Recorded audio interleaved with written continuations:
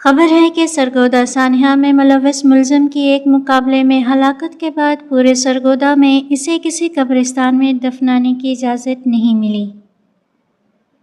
یہ لوگوں کا غم و غصہ اور رد عمل ہے، جو کہ اس بھیانک واقعے کے حوالے سے فطری ہے، اور ایک حوالے سے خوش آئند بھی کہ عوام اس طرح کے واقعات کو ریڈ لائن سمجھتے ہیں اور بچوں کے معاملات میں حساس ہیں، پر کیا اتنا کافی ہے؟ اصل چیز تو بچوں کی تعلیم و تربیت ہے۔ آبادی 30 کروڑ کے قریب ہے۔ شہروں اور بڑے قصبوں میں 2-4 سال بعد نئی آبادیوں، کالونیوں کا کنبیوں کی طرح جنم ہوتا ہے، جہاں ہزاروں افراد آ کر آباد ہوتے ہیں۔ ان کی روٹس رویوں کا کسی کو علم نہیں ہوتا۔ گھروں سے زیادہ لڑکے گلیوں بازاروں میں گھوم رہے ہوتے ہیں۔ نوعمر لڑکے سب سے آسان شکار ہیں جرم کی دنیا میں۔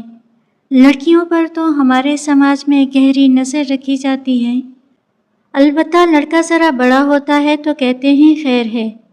ان سب کی تربیت کس نے کرنی ہے؟ کیا ہم انسان پیدا کر رہے ہیں یا سم پولے، جو آتے جاتے کسی کو ڈس سکتے ہیں؟ ایک لڑکا پیدا ہوتا ہے تو کتنی خوشی منائی جاتی ہے۔ اب اس کو قبرستان میں جگہ نہیں مل رہی۔ ورثہ والدین، جن کا براہ راست اس واقعے سے کوئی لینا دینا نہیں، ان کے لیے کیسی مصیبت بن گئی، برسوں کسی کو منہ نہیں دکھا پائیں گے۔ سوال یہ ہے کہ ان کی تربیت کس نے کرنی تھی؟ اس طرح کی مزید دلچسپ اردو کہانیاں سننے کے لیے ہمارا یوٹیوب چینل بٹر فلائی کو سبسکرائب کر لیجئے۔